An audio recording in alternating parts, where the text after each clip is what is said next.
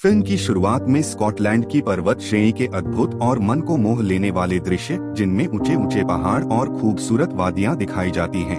पर्वतारोही Allison, add और Rob hiking कर रहे होते हैं। उस दौरान एड का पैर रस्सी में अटक जाता है, जो कि रॉब खींच रहा होता है, और वो नीचे लुढ़कने लगता है। वो डर से चिल्लाने लगता है, लेकिन रॉब, जो कि उनमें सबसे अनुभवी है, उसे बचा लेता है।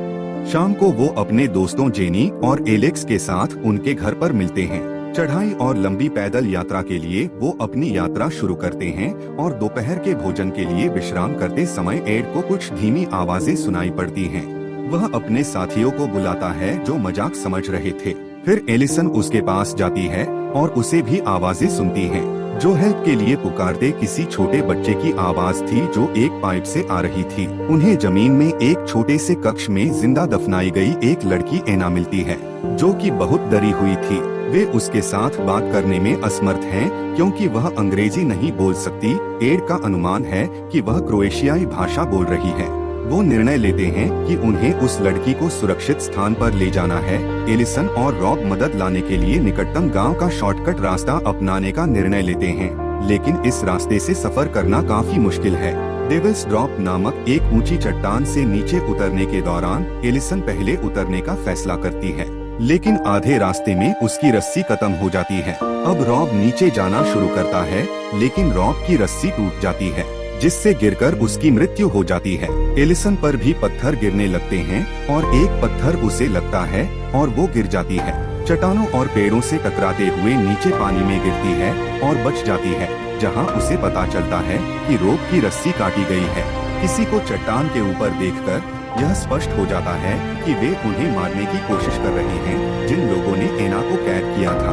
उधर पास ही में दो शिकारी शिकार कर रहे थे। अपहरणकर्ता मिस्टर किड और मिस्टर मैग्रे रॉब की हत्या और एलिसन पर असफल प्रयास के बाद दोनों शिकारियों को मार देते हैं और उनकी राइफलें ले लेते हैं। एलिसन भागकर उसके साथियों के पास पहुंचती है और उन्हें रॉब के कत्ल के बारे में बताती है।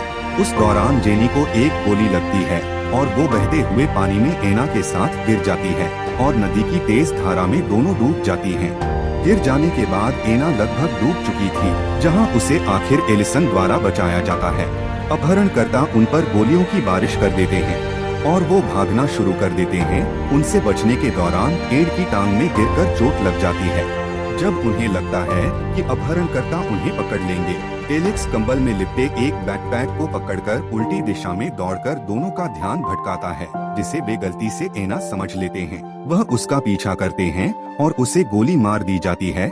अब दोनों अलग से उन्हें ढूंढने चल पड़ते हैं। एलिसन, एना और एड जंगल पास के शहर एनान मोर तक पहुंच जाते हैं। वहां बेल्टेन त्योहार चल रहा है। इस दौरान सर्बियाई डॉन डार्को, एंडी और क्रिस के साथ मिस्टर किड और मिस्टर मैक्रे के साथ फिरौती के बारे में बातचीत करने के लिए पहुंचते हैं। एना को पकड़ने में असमर्थ होने के बाद मिस्टर किड डार्को के साथ बातचीत के माध्यम से अपना इरादा बताने का प्रयास करता है और अपने पिछले अपहरण के बारे में बताता है कि कैसे उसने पेरिस में एक युवा लड़के की हत्या कर दी थी जब उसके माता पिता ने भुगतान करने से बचने की कोशिश की थी। एलिसन, एड और एना पुलिस स्टेशन पर पहुंचते हैं और पुलिस वाले को अपहरण और कत्ल के बारे में बताते हैं। अपहरणकर्ता मैग्रे वहां पहुंच जाता है और उन पर हमला कर देता है। पुलिस वाले को गोली लग जाती है। मैग्रे शहर में बेल्टेन त्योहार में उन लोगों का पीछा करता है।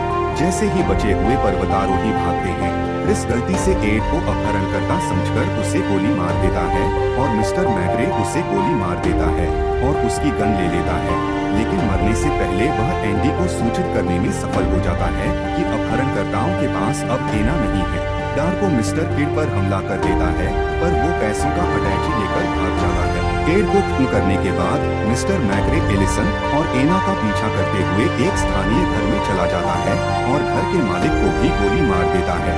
मैग्रे और एलिसन के संघर्ष के कारण घर में आग लग जाती है। लड़ाई में एलिसन उसे खिड़की से बाहर धकेल देती है।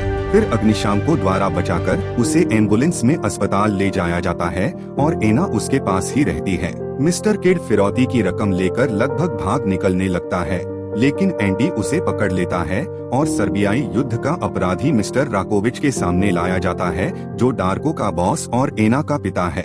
राकोविक ने अपहरण के लिए उसे सजा देता है और जंगल में जिंदा दफना देता है। एंडी को उसकी सेवाओं के लिए कार और पूरी फीस का भुगतान किया जाता है। राकोविक ने कहा कि वह उसकी सहायता के लिए आभारी रहेगा।